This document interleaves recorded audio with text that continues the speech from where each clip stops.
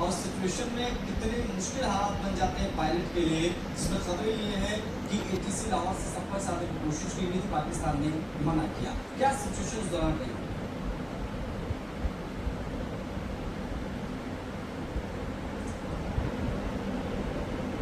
जी बाबा, मेरी आवाज मिल रही है आपको?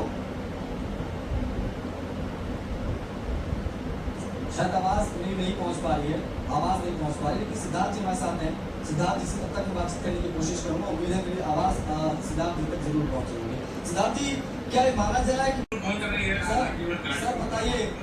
सर बताइए ये टर्बुलेंस की स्थिति क्या होती है, क्या कहते हैं इसको, और ये पायलट की भूमिका यहाँ पर कितनी महत्वपूर्ण हो जाती है? क्योंकि खबरें आई थी कि दिल्ली से श्रीनगर के लिए विमान उड़ान भरी, आधी तूफान लैंडिंग के समय आया और काफी देर तक विमान हवा में रहना पड़ा और इमरजेंसी लैंडिंग कराई गई, लेकिन इन बिटवीन पाकिस्तान से हमने ATC से हमारे पायलट से संपर्क किया, लेकिन उन्होंने अनुमति नहीं दी। लिहाजा हम क्रैश होते होते बचे। हमारे 227 जो लोग हैं, जो सिविलियंस है, वो बड़ी मुश्किल से बचे। जी बात दवे साहब ने बिल्कुल सही बोला, सिचुएशन बड़ी सीरियस थी, इमरजेंसी सिचुएशन में हम प्रिवेंट कर रहे थे और फॉर्चुनेटली मे डे नहीं डिक्लेयर हुआ था। और अब बात आती है कि सिचुएशन कैसी थी। जैसे हम बात कर रहे थे, it was virtually light square. Light square में क्या होता है कि मल्टीपल टॉर्नेडो टाइप मर्ज हो जाते हैं, फोर्स इतनी ज्यादा हो जाती है और पायलट को कॉकपिट में रेड ही नजर आता है और रेड के पीछे क्या है, वो कितनी हैवी है स्नोफॉल।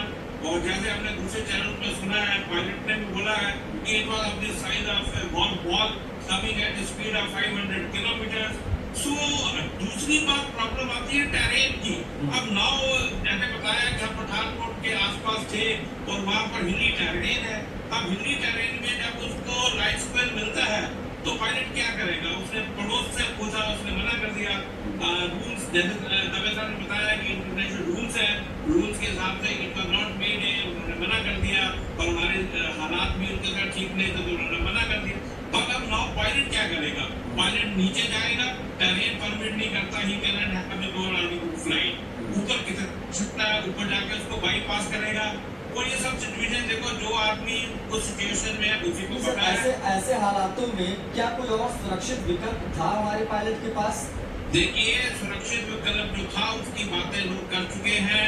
कुछ फ्लाइटें और रूट पर डाइवर्शन हुई है, ये ना सभी उसके अंदर नहीं हो रही है। बट ऐसा होता है कि इस आदमी ने जो फेस करा है उसके बाद की फ्लाइटें वो फिर डाइवर्ट हुई है। तो जो आदमी फ्रंट लाइन पर फाइट कर रहा होता है तो उसकी सिचुएशन अलग होती है। तो दिस पायलट, और दूसरी बात, इस पायलट को कुछ तो कॉन्फिडेंस रहा होगा कि yes I can pass through, and और कोई ऑप्शन नहीं होगी। और दूसरा, God was with us, and लोगों की prayers and all situation I think must together. And ठीक है, इसकी प्यार की पत्ते उतारते रहेंगे बाद में, but we must pray to God that all 227 passengers through everybody landed safely. So we must give credit to everybody. That's what in the first instance I should respond, and I endorse everything what Dave sir said. Exactly. मैं लौटूंगा, एक छोटा सा break हमको लेना पड़ रहा है, फिर रहेगा जयेश बाबा जी आप भी और सिद्धार्थ जी आप भी। लोग इसमें सवाल थे और ये अपने आप में बेहद आप कह सकते हैं संवेदनशील विषय था, लेकिन फिर भी पाकिस्तान ने जो हरकत की है उसको मुझे लगता है कि पाकिस्तान की मानसिकता वो पूरी दुनिया जानती है। हमारे साथ जयेश बाबा जी लगातार बने हुए। जयेश बाबा जी, आपको लग रहा है क्या कि ICAO में इसकी शिकायत होनी बहुत ज़रूरी है, क्योंकि ये विमानन के नियम होते हैं उसका भी उल्लंघन है और ये बहुत ज़रूरी है कि इस चीज़ को भी हमको उठाना चाहिए बड़े मंचों पर कि पाकिस्तान इमरजेंसी की सिचुएशन में जब इतने रोज लोग इसमें बैठे हैं फिर भी इस प्रकार की हरकत करता है। जयेश बाबा, देखिए, सुदर्शन न्यूज को कॉम्प्लीमेंट, इन्होंने इस मुद्दे को उठाया है और ये मुद्दा अपने नेशनल का इंटरनेशनल लेवल पर लेके जा रहे हैं, अच्छी बात है। पर मैं एक बात बताऊं, it's all well that ends well. और इंडिया एक ऐसी कंट्री है जिसमें हम होली खेलते हैं तो सारे गुले शिकवे भूल के हम गले लगाते हैं। तो पाकिस्तान का वो शायद कल्चर नहीं है, इंडिया का कल्चर रेसिप्रोकेट, उनका क्या हो हम रेसिप्रोकेट नहीं करना चाहेंगे। और ये मैं बात बताता हूँ कि जब हमारा प्लेन रफ वेदर से जा रहा था, ये कोई सीक्रेट नहीं था पाकिस्तान के लिए। वो उनके एग्जीक्यूटिव को मतलब पता है कि इस रफ वेदर से जा रहा है और इतना क्लोज है वो कि उसके बाद शायद कोई अल्टरनेटिव भी नहीं था डाइवर्शन वगैरह का। उन सब कंडीशन पे ये सब करना हमें इंटरनेशनल सिविलाइजेशन ऑर्गेनाइजेशन को ये फ्लैग करना चाहिए। और चाहे हम किसी लॉ की उल्लंघना में नहीं भी आते, I know that technically they will say कि मैंने नहीं डिक्लेयर करा, खाली प्लेन इमरजेंसी थी, पर ऐसे मौके में हमें शब्दों में नहीं जाना है। हमें तो ये देखना है कि ह्यूमैनिटेरियन ग्राउंड पर हम क्या कर सकते हैं और उससे ही एक चीज और है सर, मानवता की बात ये करते हैं, जब हमने पानी रोका उसको लेकर ये दुनिया में जाकर छाती पीट रहे हैं कि हमारा पानी रोक दिया, आपने हवा नहीं दिया, पानी कैसे दिया? ये बेहद महत्वपूर्ण। एक छोटा सा ब्रेक से हमको लेना पड़ रहा है। मैं चाहूंगा कि आप प्लीज बनी रहिएगा, ब्रेक से लौटेंगे तो आपने ली है कोई एक खबर अपने आप में बयां कर रही है। हमारे साथ दो मेहमान कनेक्ट है, बिना किसी देरी को उनकी तरफ बढ़ेंगे, उसके बाद फिर डिबेट क्लोज करेंगे। एक रिएक्शन दोनों लोगों से मैं लूंगा। जीएस बाबा, मैं चाहूंगा कि जहां पर आपने अपनी बात छोड़ी तो वहीं से आप आगे बढ़ाइए, लेकिन जरा ये भी समझाइए, क्या ये माना जाए कि इस घटना में विशेष तौर पर पाकिस्तान की दुश्मनी के लिहाज से अगर देखें तो क्या दुश्मनी की राजनीति इतनी हावी हो गई कि मानवता की कब्र खोदी जा रही है, 227 लोगों की जान जो है जोखिम में डाल दी जाएगी? देखिए, मैं ये कहना चाहता हूँ कि भगवान हमेशा आपको एक मौका देता है अपनी गलती को सुधारने का। अगर पाकिस्तान ने कोई गलती करी थी कुछ भी जो है जिसकी वजह से तो बवाल हो रहा है, I think God had given them an opportunity to save this 270 lives on their land, which they missed, and God has brought us those safety in our hand. We landed on our land. अगर आज ये जहाज वहाँ land करते थे, I think Pakistan को golden opportunity भगवान ने दी थी कि आप उस किए हुए काम को अनडू करो, which they were unable to do it.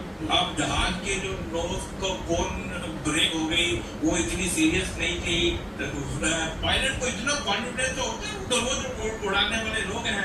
और प्रीवियस फ्लाइट में मेरे दोस्त ही हैं कैप्टन अमित, उन्होंने बताया कि 2G लेवल तक अगर वो फोर्स बेर करता 3 या 4G की ये फोर्स थी, ये सब एविएटर को जो हाँ एयरपोर्ट पर वो लोग बैठे उनको पता था। पाकिस्तान ने नोइंगली एंड डेलिबरेटली इस मुद्दे को अवॉइड करा और हमें वो परमिशंस नहीं दी जो ह्यूमैनिटेरियन ग्राउंड पर देते तो उनकी थोड़ी बहुत तारीफ करने लायक हम लोग आज यहाँ बैठे हैं तो हम कुछ कहने लायक होते। बिल्कुल सर, बिल्कुल। सिद्धार्थ रवि जी, क्या आप भी सहमत हैं जिस बाबा की इस बात से? दूसरी चीज ये कि जिस प्रकार की जहरीली मानसिकता दिखाई है इन्होंने, ये किस मुंह से कहते हैं कि हमारा जो है सिंधु नदी का जो समझौता है उसको खत्म कर दो, उसकी अपील किस मुंह से ये लोग कर रहे हैं? जब ये हवा नहीं दे पाए, जब ये ऑप्शन था, विकल्प था कि हम वहां से उतार सकते थे, लेकिन हमको फिर भी रिस्क वाले जोन में जाना पड़ा, तो सोले बिकॉज ऑफ पाकिस्तान। किस प्रकार से देखें इसे? जी आशीष जी, हर देश की एक एयर स्पेस सॉवरेनिटी होती है और पाकिस्तान शायद से ये आर्गुमेंट भी कर सकता है, किंतु जिस तरह से अभी हालात चल रहे हैं दोनों देशों के बीच में, वो चाहता तो इसका एक अच्छा उदाहरण सेट करने की उसकी जो एक चेष्टा है वो कर सकता था। और जैसे बताया बाबा जी ने कि वो जो जिस तरह की सिचुएशन में से पायलट निकाल के लाए वो मेरे ख्याल से काफी ज्यादा अप्रिशिएबल है। और हमें भारत के पायलट और हमारी जो एयरलाइंस हैं उनकी कैपेबिलिटी पे एक अच्छा एक एग्जांपल सेट हुआ है। जैसे उन्होंने बताया कि वो 4G, मतलब कि दर्शकों को थोड़ा सिंपल लगा करके बताया जाए तो 1G मतलब कि 1 ग्रेविटेशनल, यानी कि जो धरती की सतह पे जो एक ग्रेविटेशन का पुल होता है उनका प्रेशर होता है, 4G मतलब उससे 4 गुना ज्यादा, तो उतना वहां पे प्रेशर, एटमॉस्फेरिक प्रेशर जो था सिचुएशन में था। तो ये जब एक टेक्निकल थोड़ा मैंने उसको सिंप्लीफाई करके बताया on behalf of GS Balaji।